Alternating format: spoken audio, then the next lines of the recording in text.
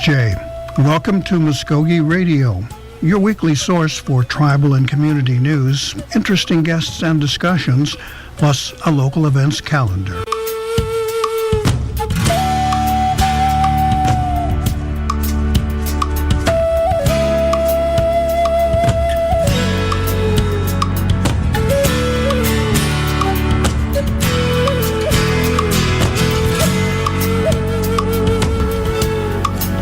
Jay Stongo, Gary Fife, Jaho Jeff Goodos, Mvskoke Radio, Mabu Hedget Owedgis. Welcome to our program this week on 1240 The Brew here in beautiful and muggy Muscogee, Oklahoma this morning.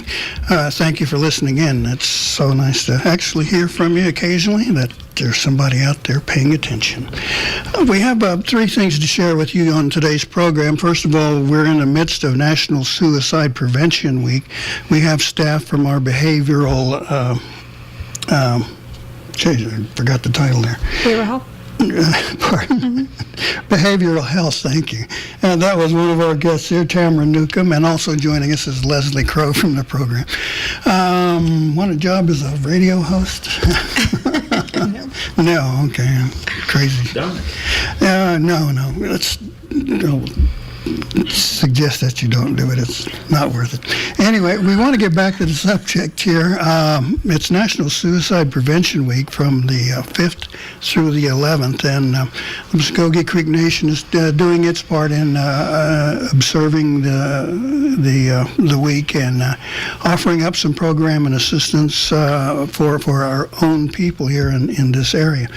First of all, thank you, folks, for coming down. We appreciate you making time out of your schedule to come join us here. First of all, where should we begin? Who wants to tackle this one? First of all, what is National Suicide Prevention Week? The word national speaks for itself, but what's it mean here locally? Tamara? Yes, National Suicide Prevention Week is it's a awareness week that's celebrated across, or that's recognized across the nation. Different various organizations, programs, companies recognize this as a week to increase awareness. Events, activities, speakers, trainings, lots of things are offered during this week across the nation. And with regard to Muscogee Creek Nation and how it is relevant to us, we have planned a lot of events and activities this week to also raise awareness and recognition, not only about the prevalence of suicide in our area, but also the resources that are available for those that may be suffering or having thoughts of suicide or significant depression, or just needing somewhere to turn for help. And well, let's stop there for a second and talk about prevalence and the need for this kind of assistance in our area. We've done this topic kind of on an annual basis, and each year we've had kind of a sad duty in reporting there had been a recent suicide. How are we doing this year so far, and is there anything in recent weeks or months that kind of puts this into focus? Either of you, Leslie or Tamara, either one of you. Well, one of our barriers is tracking the prevalence of suicide in our areas. It's also really hard to keep track of how many Native Americans, because a lot of people are biracial, and so we don't always get accurate numbers on that. So that's one thing that we've really been working on, and we've come a long way with some of our more rural areas and trying to keep better track. We're working with law enforcement and emergency responders to get those numbers. We don't have anything concrete yet because we're still laying the groundwork for that. But in Oklahoma, our numbers have overall gone up. I think part of that, though, is because we are doing a better job of reporting it and keeping track of it. And there's been a big increase in awareness and people getting help, seeking help when they're having a hard time, and things of that nature, and being able to get help for their family members or friends. And that's the main thing that we want to do. We want people to get help before they reach that crisis point. Right. Now, but no ballpark guesstimates, perhaps, of how those numbers are. Well, we do know that it's the second leading cause of death for Native Americans between the ages of 10 and 34. 4. So it's very prevalent among the Native American population nationally, and that is reflected in the numbers throughout our state as well. So that is why we have these programs. That's why we are focusing on this week, to create more awareness and just talk about it more, open up the communication. Right. Shouldn't be behind closed doors. Now, the age range that you mentioned there, it sounds like we're talking about, our young people, the best of us, the ones who are coming along with the most potential and so much to give at those ages, 10 through 34, I believe. Did you say? Yes. I guess we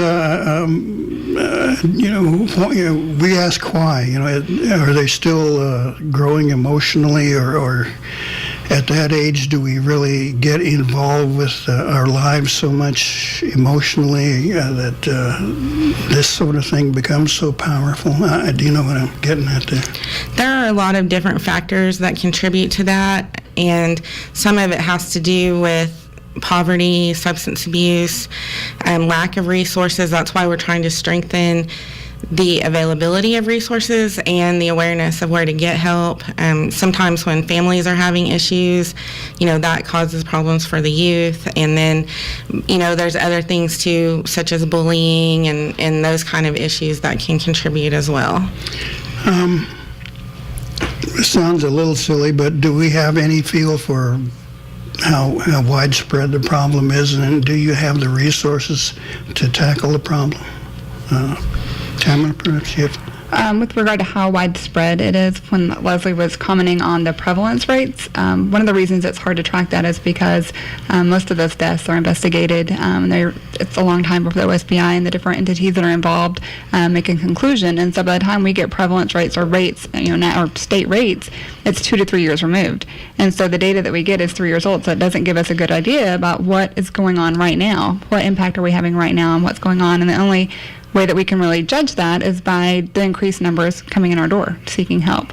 And so, and that's okay with me. I'd rather know how many, lives I saved, how many people that were able to reach out and access those resources versus how many we didn't make contact with. I sympathize for those families and everything they've gone through, but we're wanting to reach those that are in that current state of crisis, if they can come in and access those resources, especially young kids who don't have the executive function, that development piece that you mentioned. Their world is pretty small, and their ability to cope with problems and identify different problem-solving skills is limited. And so we're here to help kind of expand their view about what possible solutions are. Other options besides suicide or self-harm? Well, each person lost would be a tragedy. How about the other side, though? The bright side. Are there stories or incidents or even people that either of you recall who were either in the process of or thinking about it that you've contacted or worked with who changed their minds and decided not to go through with this? Do you recall either of them?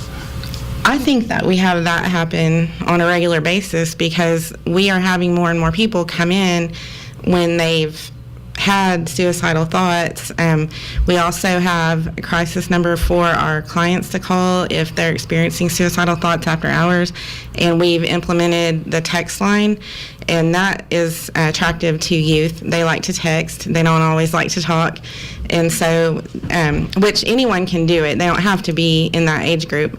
But by texting the word CREEK to 741-741, they can have a crisis worker contact them back through texting. So we've been able to monitor that, and our numbers have been going up ever since the festival. So because we were able to promote it a lot during that time. Yeah. And so we know people are using that resource, and we're also able to, like Tamara was saying, the developmental aspects with that age group. They don't understand the permanency of death, and there's a lot of other, contributing factors. So we can't cover all 11 counties and be able to get to every single person. So we work a lot with our community partners and other agencies within our area so that we can all work together and be providing those services to the population. Robin Williams had a line in one of his movies, I think it was at Dead Poets Society, that suicide was a permanent solution to a temporary problem. Now, do the two of you, either of you, see this sort of thing, and what do people tell you is the reason why they're even contemplating such a permanent solution?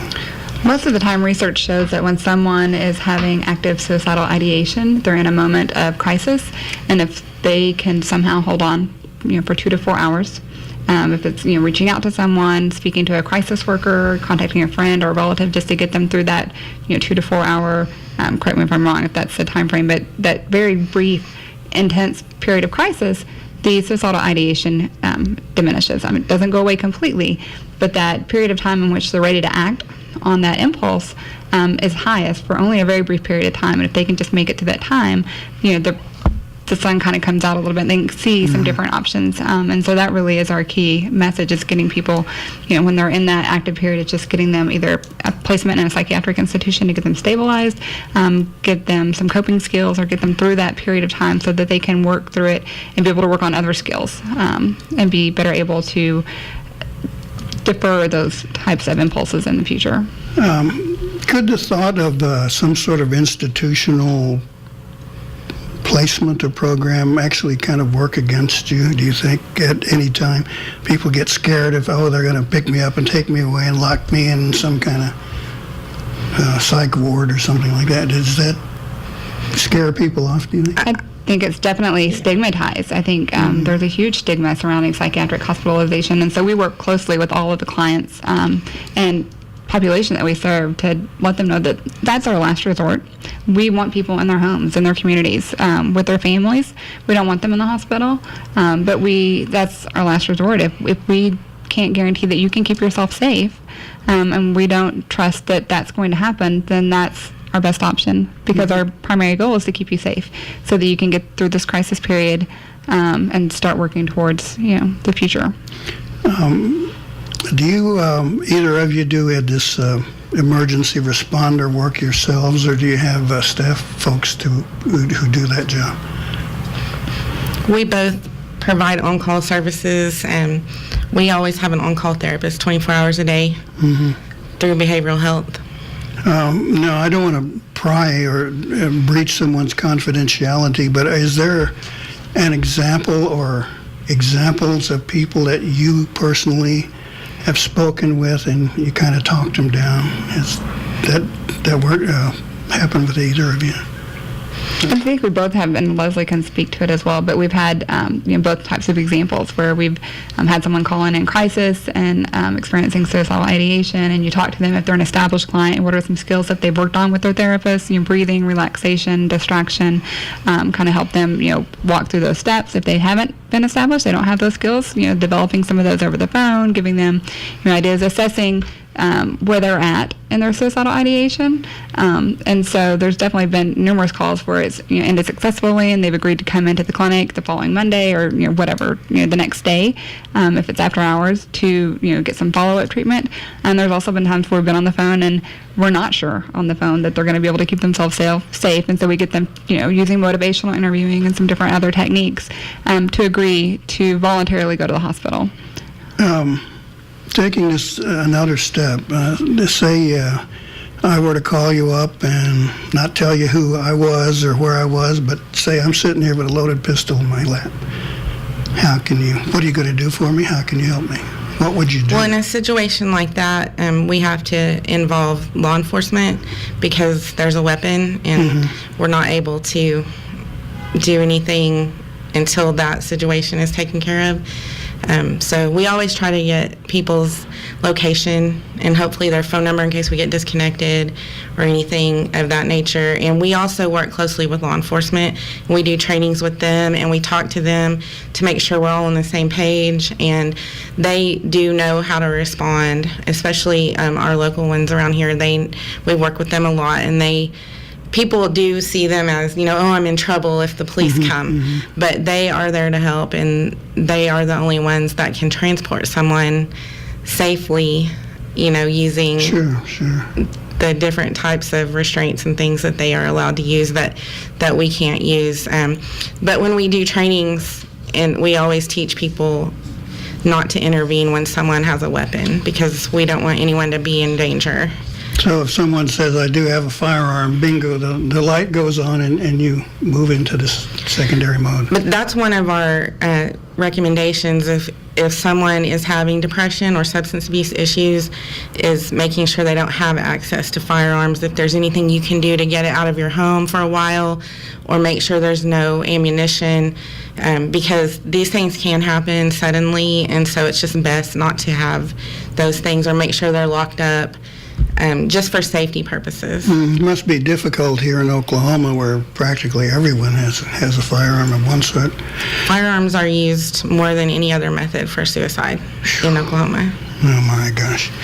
Well, you've got an agenda for the week put together to make people more aware and offer up services and things like that. So why don't you tell me about that, one of you? Well, this is our 4th year to recognize National Suicide Prevention Week, and we've been doing a lot of things. We're expanding our recognition of it, and this year we've been really busy. So we started off with some activities earlier in the week. Today we're doing self-care workshops, and there's one at 11 and one at the Creek Nation Housing Building, 2nd floor conference room. But tomorrow we're having our summit, and we're really excited about that, and we would like everyone to come out. We need you to call and register if you can, and our phone number is 918-758-1930. We're giving away a 39-inch Vizio flat screen TV, so and if you register early, you get additional chances to win that. We're also having a stomp dance on Saturday evening, and that's going to be a lot of fun. It starts at 6 o'clock. We're going to have dinner and followed by a stomp dance. What's the location? That is located, we're going to have it outside, but it's going to be at the Omniplex area over there. And on Friday, we're doing some QPR trainings, which is just a 1-hour training for anyone if they want to come and learn about suicide prevention and how they can help someone and what they can do. And those are going to be at 11 and 1 as well at the housing conference room, 2nd floor. So you guys can call us for more information or to register for any of those events that are coming up. All right, now I'm curious about self-care and suicide prevention trainings. What we all always like to do is be able to share kind of the warning signs, the red flags that family members or close ones might see in someone they suspect is having these kind of thoughts. What would you say people should look out for? I will let Leslie follow up with me as well, but the QPR training that she mentioned stands for question, persuade, and refer. So it's a brief 1-hour training that anybody in the community can come out and participate in. And today, this Friday is not the only time. Our programs offer these trainings frequently throughout our different communities within the jurisdiction. And it teaches you how, if someone says something that triggers you and thinks maybe what's going on, teaches you how to question, how to probe a little bit to get more information about what's going on. And if you do find out that they're having some significant depression or suicidal ideation, it teaches you how to persuade. It gives you the tools to persuade them to seek treatment. And then finally the R, refer. It gives you resources, where to refer, where to send them, who do they need to call. So this 1-hour training, you get really good tools on how to question, persuade, and refer if you know or meet someone that is at risk of hurting themselves. Okay, Leslie, now say there's someone in the household here that you suspect. What kind of things might you want to look for? There are certain situations that put people at risk, substance abuse, alcohol or drugs, if they've recently ended a relationship or lost a loved one, especially if they lost someone to suicide, someone that they admire or that's really important to them. Also, if they maybe have lost their job or gotten expelled from school, these types of things. But the relationships are a big one. That's what a lot of people will report when they're experiencing suicidal ideations, is there's been the loss of a major relationship. And then if they're talking about it, listen to what people are saying, because most people tell someone within a week before they attempt. So gosh. we are in a position to be able to prevent it if we listen to what people are saying. I'm saying, there's no reason you shouldn't perhaps look for some help here. It's there. There are all kinds of people who know how to offer up assistance and support, I think is the key word there also. And don't be ashamed. Everyone needs help from time to time, so go ahead and take advantage. All right, here in the last minute or two, now, if someone were interested in obtaining some help or just curious or something like that, what are the resource contacts? They can call any of our behavioral health offices. We have offices in Muscogee, Sapulpa, Coweta, Eufaula, Okemah, and Wetumpka 1 day a week. We also have our after-hours crisis line is if you call the Okemah Hospital. And that number, do we have that number on here? Our after-hours number is 1-800-219-9458, but it rings at the Okemah Hospital, so you could also call them. And then there's something really important that we need you guys to know. We are moving to the hospital. So our Okmulgee offices will be located on the second floor of the hospital in Okmulgee. Right over by the highway over there. Mm-hmm. Okay, great. Any last thoughts? First of all, we wish you well and success and support in your effort this week. But is there a final thought either of you would care to share? I think it's important to share the National Suicide Prevention Lifeline. That number is 1-800-273-TALK. So if you are someone that's more prone to talk out your problems, you can use that as a phone call to call someone and speak to a crisis support worker. And as Leslie mentioned, we have a crisis text line as well. So if you prefer not to talk, if you want to take that first step and just send out a text, you can reach Tex Creek at 741-741-741. And then, again, calling any of our behavioral health offices, or if you can't find a number for the behavioral health office, call the local Muscogee Creek Nation Health Clinic in your area, and they can get you in touch with us. Okay. It's important for folks to remember, talk to someone.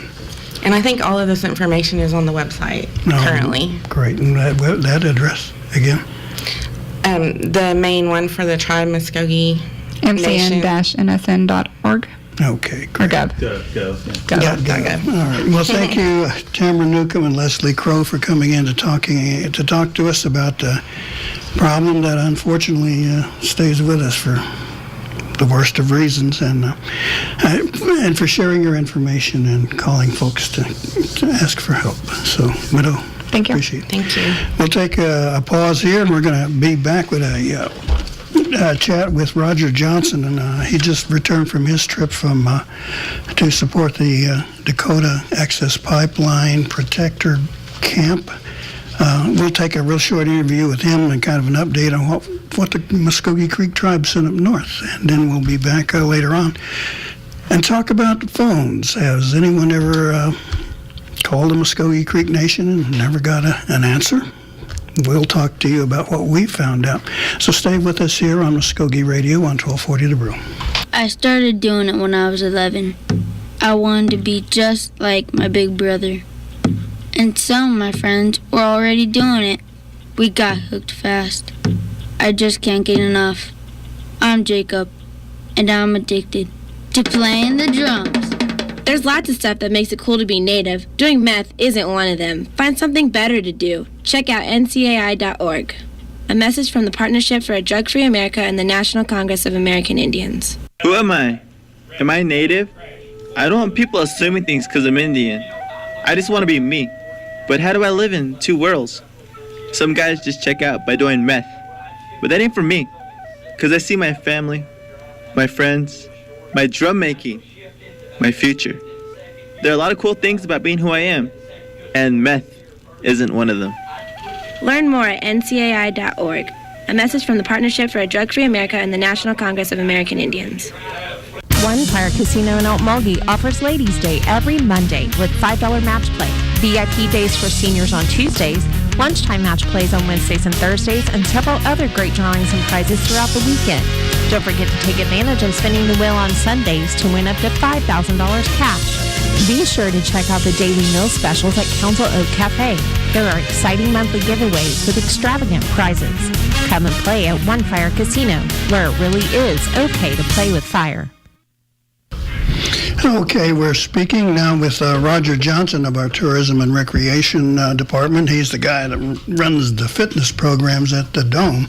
But recently you took on another task of taking support from our Muscogee Creek citizens up north to the Dakota Access Pipeline Protector Camp up there, the Warrior Camp, I believe. Roger, you with us there?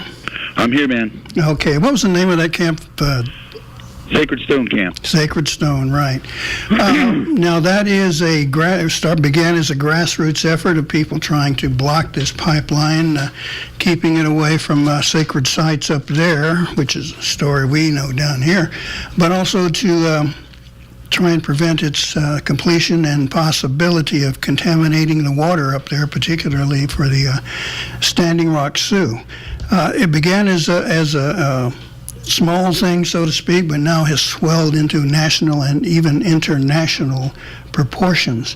Many tribes have weighed in and given their support in so many ways, and including, I'm proud to say, our own Muscogee Creek Nation.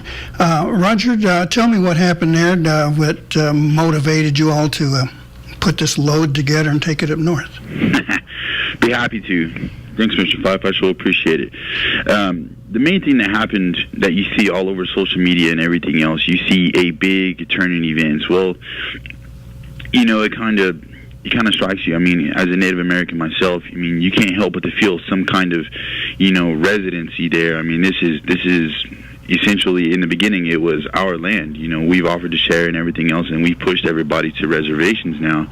And now to violate more treaties and, to bring this pipeline in that could potentially contaminate the immediate water source for the Standing Rock Sioux Reservation is a huge ordeal.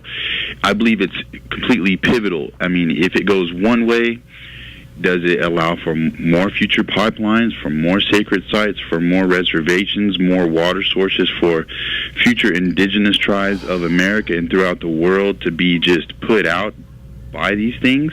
I mean, by these objects of fossil fuels. I mean, I understand that we also need them, but at the same time, where do you draw the line? So you see all the rhetoric, all the propaganda online and everything else like that. So what inclined me to go see it for yourself, go get hard facts. So I took the trip, I went up there, drove all night to get there on Saturday morning. We took, and this was my personal trip, I didn't broadcast it, didn't let anybody know I was going, I wanted to go for myself. We took what we could. We took cases of water, a few sacks of groceries, took them into the supply tent right on the Sacred Stone Camp. And the warm welcoming that we got for people inside the camp that were just grateful for the supplies. And at the time, there wasn't a lot being donated. I mean, there was a lot being donated, but it wasn't as mass amounts as it is now from all other tribes. So, I mean, they were extremely happy, extremely humbled me, to feel such appreciation and such a warm welcome. Let me ask you, first of all, how much our people put together to send up there, and what did you hear from those folks who were making those donations? What we put together, we had probably more than 30 cases of water. I can't tell you how many loads, probably a good solid regular truck size load of toiletries, any kind of kid products, diapers, wipes, shampoos, soaps, so on and so forth. The average person came in and brought probably 1 or 2 cases plus another sack or 2 of groceries. We also got a lot of donated items from Costco. Not donated items from Costco, I believe somehow, some way, I believe they were paid for. I'm not really clear on how they were, but it was enough to fill up a semi-truck load full. They toted it up, and this was within the last week, or 2 weeks ago. They toted it up there, and they got delivered. You come back with seeing that firsthand, you definitely want to exercise a bigger effort. Coming back and just simply sharing my stories and sharing what I saw with some of the local citizens and employees, they felt like they wanted to do more. How can we help? So that right now, that's the part that I'm also interested in. Is what were they telling you as they brought these things in? It sounds like a lot of different walks of life actually made these donations, but what were they saying when they came in? Mostly just anything to help. Anything to help. We're glad we can contribute. Here's for it. Here's for the effort. They just come in, they just poured it out. And I mean, getting a talk 101 with a lot of the people that come through the dome. I mean, what if it happens to Creek Nation? I think they pay it forward a little bit as well, with intentions like if we have a huge issue here with inside our jurisdictional walls, they would want the same effort as well. You understand? Yeah, and in talking with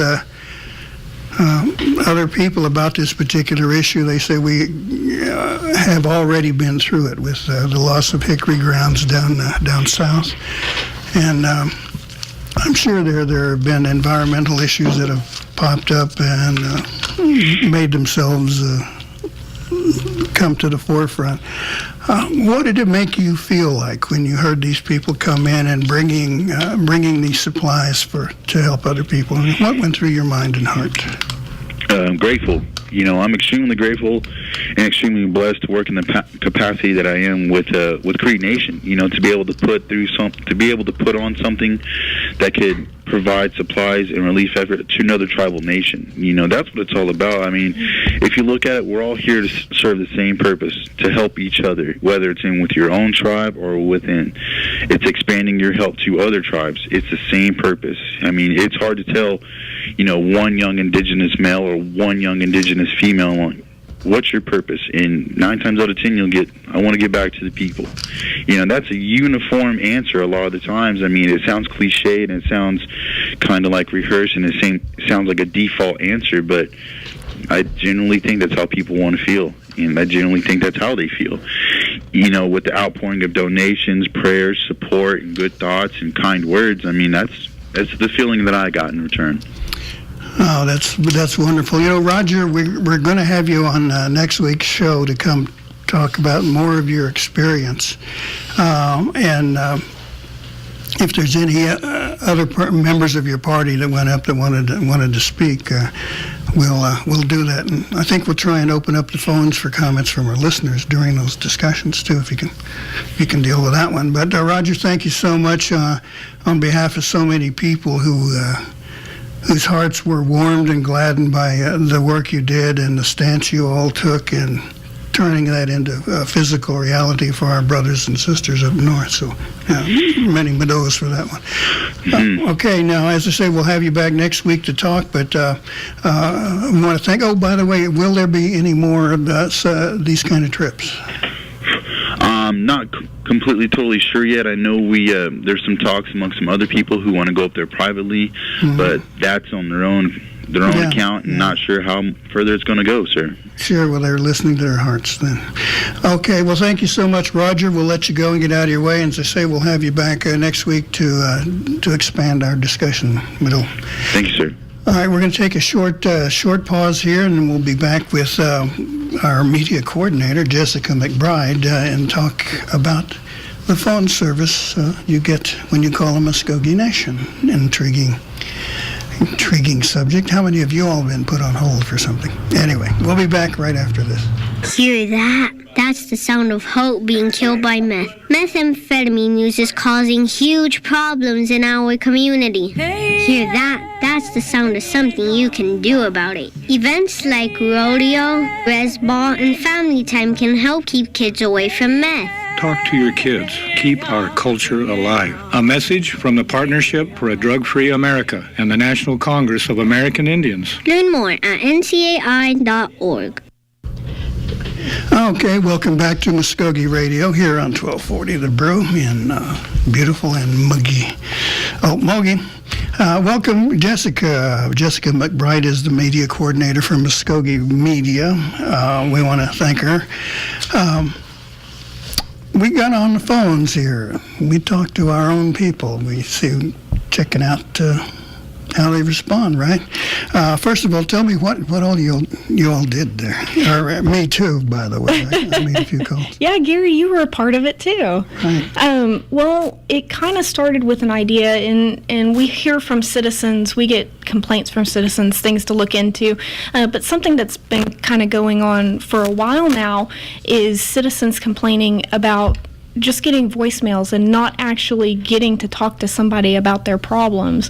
And so we decided that we would look into it. And so we called some various numbers throughout the nation, just department numbers, the main lines, like if you wanted to call and apply to get a scholarship or for social services or anything like that, and just tried to see who answered the phone and who didn't. Right. The idea is cold call. Say, okay, we're going to call XYZ department and see what happens. My experience, some did, some didn't. There were a few recorded messages and a couple that just didn't do anything. But we've got all this sort of statistics compiled and things like that. And looking at the situation overall, the tribe, does it get an A for effort or an F for failure? How did we do with it? Well, one of the things we also did is we put an online survey for citizens to kind of gauge what they were seeing when they called the nation, who was responding, who wasn't. And one of the questions was, how do you rate the overall phone service at the nation?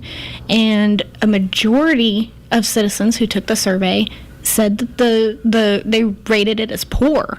We didn't exactly see that, but one of the problems with our survey, and we kind of knew that when we did this, is we were just calling the main lines. So, for example, in our department, if we were to call our department, it would be the main line for Mvskoke Media, and our office manager answers that line. So that wouldn't guarantee that they would get to talk to Gary Fife, who is over the radio program. And so it's a similar circumstance in departments throughout the nation. You may not get to talk to who exactly you needed to talk to address that specific problem. But on the whole, we got answers at most of the departments that we called. We did call the executive office and the national council office, and both of those answered 100% of our calls. Most everybody was above 50%. The only departments that were below 50% were the elderly nutrition program and the employment and training department. Now, one thing to also note on this, we called it various times on various days, and it was completely unannounced. So we did call during the lunch hour. We did call first thing on Monday morning and last thing on Friday afternoon to see who was answering the phones. Those two programs answered less than 50% of the time. The Veteran Affairs Service Office also answered less than 50% of the time, but their statistics are unique. We weren't leaving messages at all, and they were calling us back within 24 hours to see if we needed something. We also didn't call from our phones in the office. We called from our personal cell phones to try and disguise the fact that, we were one of the nation's entities calling. Well, speaking of calling, if any of our listeners has an experience or a story they would care to share during our interview here this morning, give us a call here at the station, 918-756-3646, if you have a comment or something you'd care to share. But in the meantime, we had interesting experiences with in the times I called. Most of them, I would say, picked up the phone. A couple of them sounded like they didn't know what they were doing. Do we have anything that went to those kinds of extremes? Do we have any numbers?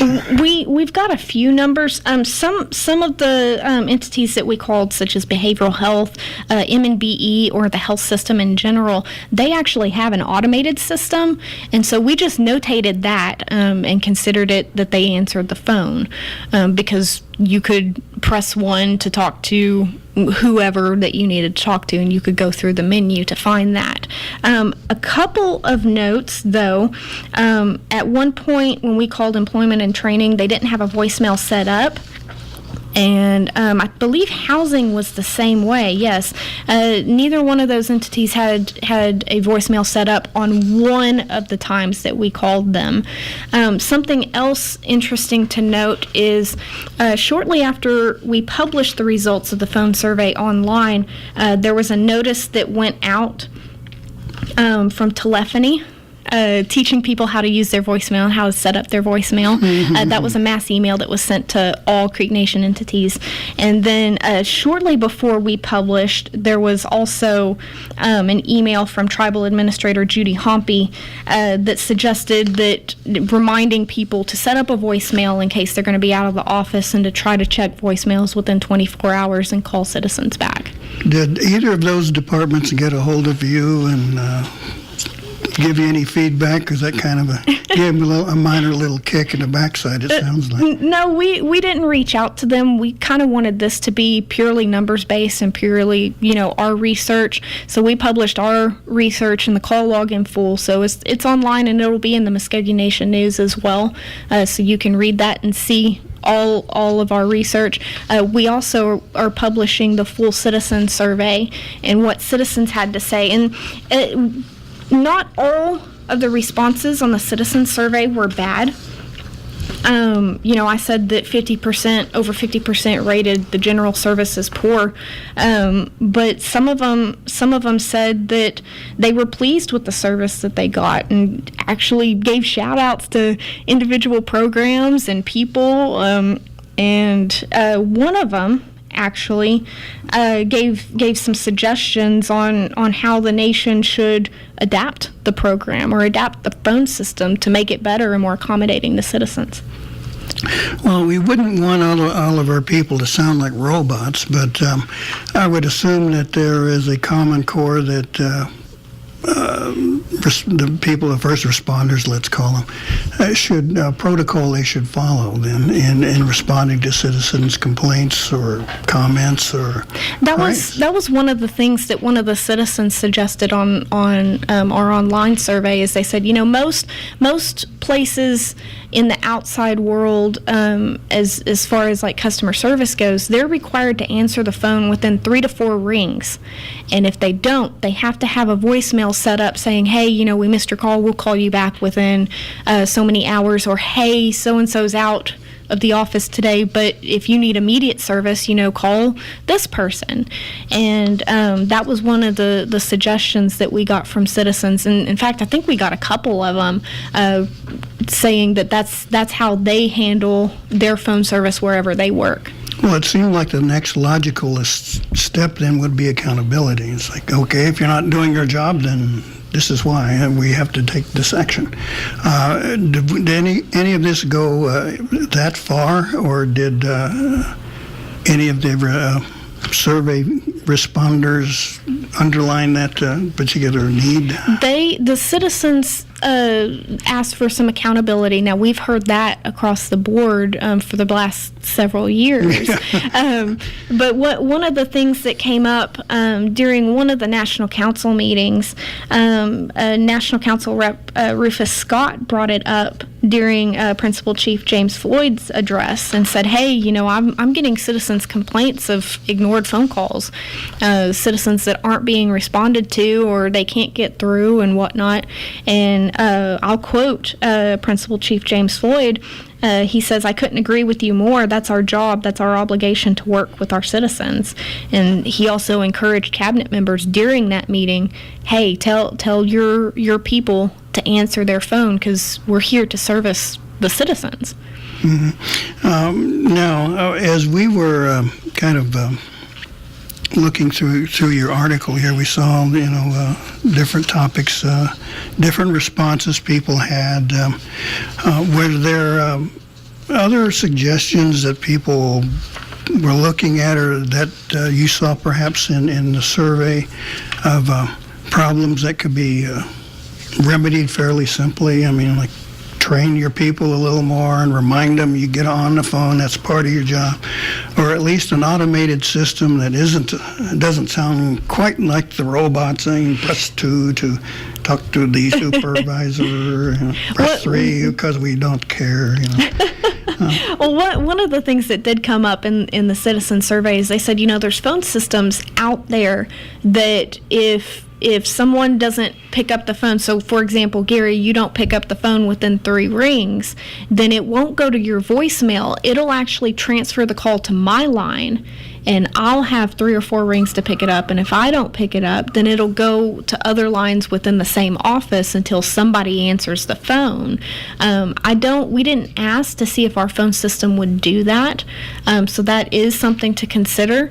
And mainly our thoughts by doing this story is just to kind of start the conversation. We didn't really want to make any accusations or anything like that, because there was no way for our survey to really highlight the problem other than just the initial phone call. So that's kind of what we're hoping to accomplish by this is to start the conversation and highlight citizens' concerns, what we found with the nation, and kind of bring it up to the nation's officials too. Well, we kind of did this, an unscientific survey. Mm-hmm. That's the one I kind of like to use. But were there some flaws, do you think, in the way we did this, or perhaps something we shouldn't have asked or done? Or absolutely. Absolutely. In our survey, we didn't leave messages. We called the main line, and just to see if someone picked up the phone or if an automated system picked up the phone. So like I said before, there was no guarantee that we were actually speaking with the correct person that we needed to speak to help apply for a scholarship or to help get us the information we needed for the LIHEAP program or anything like that. And that was one of the major flaws. We acknowledged that, but we also didn't want to bog down the system. Since we didn't have a real issue and we didn't really need services, I didn't want to call the scholarship program and say, hey, I need a scholarship, and take a representative away from a citizen who might truly need that service. And it is time consuming for them and us to do that. Did you see or hear any comments from the people who took the survey or responded about things that they would like to have happen and immediately or some kind of time frame? I mean, action now kind of stuff. The most of the citizens' comments that we got were, hey, this is an easy fix. Just have someone answer the phone. We just want someone that has a little bit of knowledge that can answer the phone. And one of the comments that we actually got from a citizen, and I'd like to quote it correctly, but I'm kind of jumbling in paperwork right now. But they said, when they do get somebody on the phone, it's someone who has no knowledge of the program or the situation. And that was one comment that we got. And I find that kind of interesting because, one of the things at Mvskoke Media that we try to do, I'm not trying to say that we're a top program or highlight, our customer service, because I'm sure there's areas that we can improve in, but we try to have a general knowledge of the programs within our building. All of us can really sign someone up to receive the newspaper if need be. All of us can more or less help a citizen in picking up their brochures or getting them the person that they need to talk to. And that was one of the things that kind of came up in the citizen surveys. That's what they wanted to see, someone at least with a general knowledge that could help them out initially, even if the right person wasn't available at that time. For example, someone calls and the only person available who is kind of got the job of answering phones, a photographer perhaps, they should know something about this radio show. It's like, oh yeah, it's produced every Wednesday, 10 o'clock, you need to talk to Gary, tell him what what you'd like to talk about, and we'll see if we can't take care of you. Or if someone wanted to know about a newspaper deadline, most of us are aware of that, but if the issue went a little deeper, then they probably needed to say, well, Sterling is the editor. There is a public spot, so to speak, where announcements can be placed and things like this. So, and that should be true for everyone. Yeah, and citizens said that too. You know, they were like, you know, general customer service isn't that difficult. That everybody should be able to respond to somebody, even if it's a basic knowledge, and also be courteous about it. There was some complaints in our survey about employees being rude to citizens, and so like I said, we don't mean to have accusations in this story. That wasn't the purpose, because I mean, we can't justify any of these claims that citizens are saying. We can just justify what our survey said, but we're hoping, you know, it starts the conversation. Hey, you know, where does customer service start? And maybe have a customer service class, you know, for those who most often answer the phone, or the services that citizens call the most often. Well, you and I spend a lot of time on the phone making these contacts and running across people, and you know, I can easily say I've had these experiences. I've actually had one situation where someone slammed the phone down on me, you know? And I've been a reporter for 40 years, and I've had a lot of phones slammed down on me, and I knew exactly what that was. And we're talking about the face of the nation here. If someone's calling for the first time and they get this, you know, what are they going to think? Were any of the people concerned about that kind of issue? It's funny you say that, because one of the respondents we had, I'm guessing from some of the responses, is that they were from out of state, and so their view of the nation is almost strictly over the phone. When they can't come to the nation and see Gary Fife, you know, they come, or they call into the nation, and that's their experience. And I thought that was interesting too, because a lot of times we don't necessarily think about that. Some citizens can't come to the nation for services. They do have to call in. And regardless if we've had a bad day and we're frustrated, or we just got yelled at or whatnot, that doesn't give us an excuse to yell at the next person that calls us. And I thought that was an interesting take on things. What sort of recommendations did you get out of this? And are we going to pass this on to somebody, you know, HR or telephony or the chief's office? I mean, if it's published online and the full results are online, and I mean, it's I've got a story and I've got the charts and graphs, so you can see exactly what we saw. I analyzed it a little bit in the story, but you know, it's available for chief's office or anybody that wants to see it, and citizens as well. You know, we want to be as transparent as possible, and so that's, I mean, it's all available online, and I'm open to discussions with officials if they want to see my notes or anything like that. Those wonderful pie charts. You just love pie charts. I never thought of myself as a numbers person, but it's funny, I'm kind of the numbers person of the office. They're like, oh, it deals with money and numbers. That's Jessica's story. Yeah, well, yeah, that's probably because the rest of us don't have any money. And, you know, our numbers tend to be small.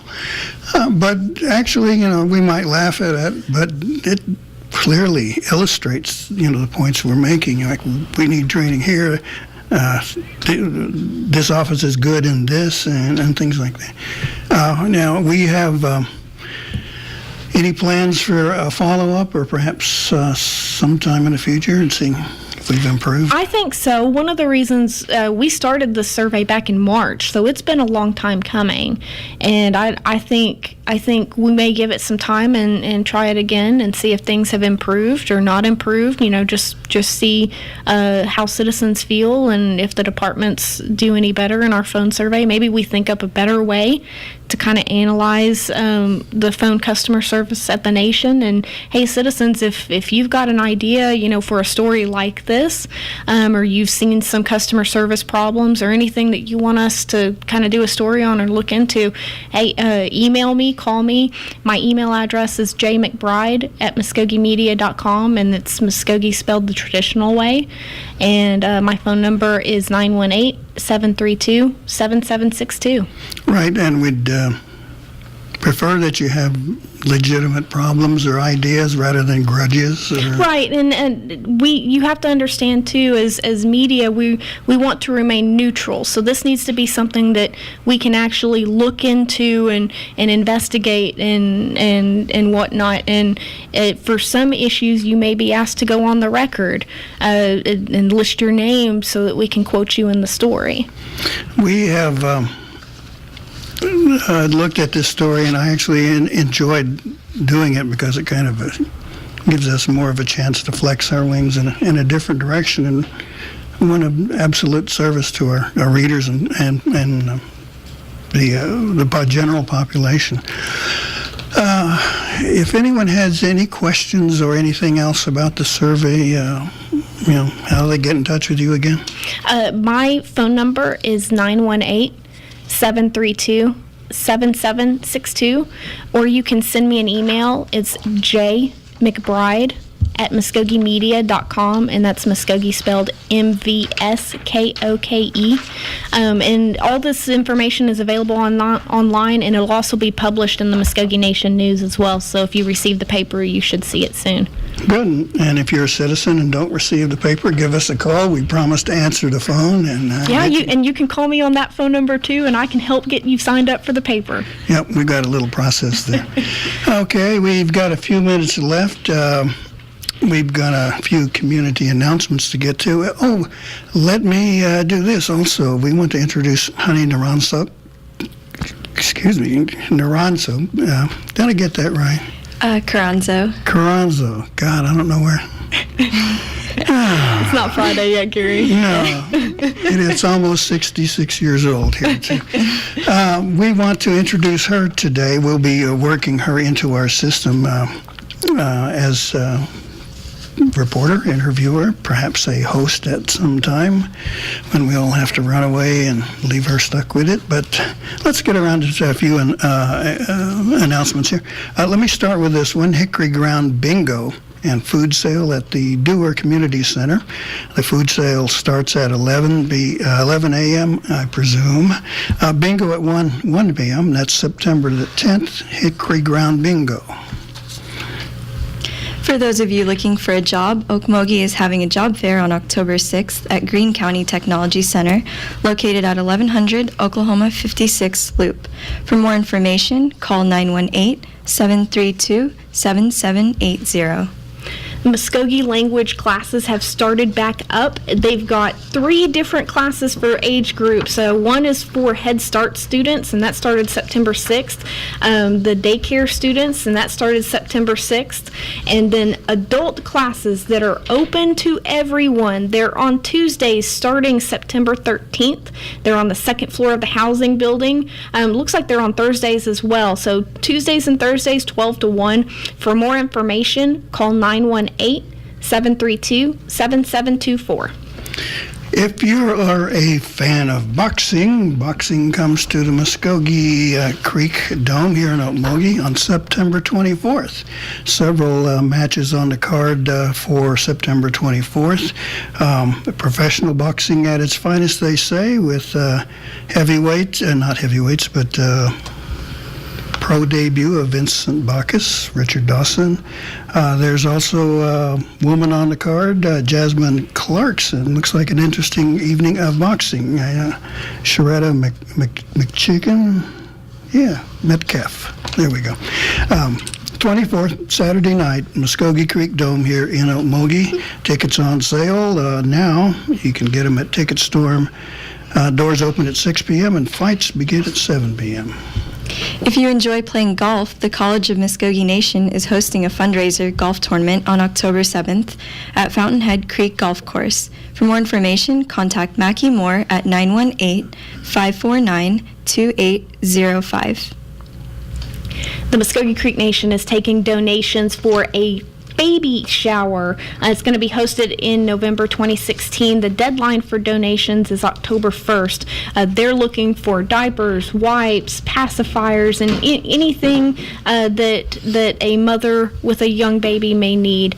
Again, that deadline is October 1st. And for more information and questions on how you can donate, what you can donate, or pick up requests, call 918-758-1930. Okay, that does it for our community announcements for this week. We are out of ammo there. If you've got something to share, please get it into our office at Mvskoke Media and put it to my attention, Gary Fife, and we'll see if we can't get it on. Okay, folks, that's it. You survived, honey. Thank you. Okay, we'll have you back when you're a little less nervous, I think. Yes.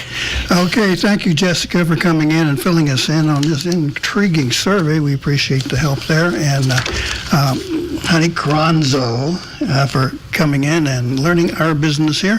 That's it for me here on Mvskoke Radio. We want to say, Mado Mabo Hedge, it's good.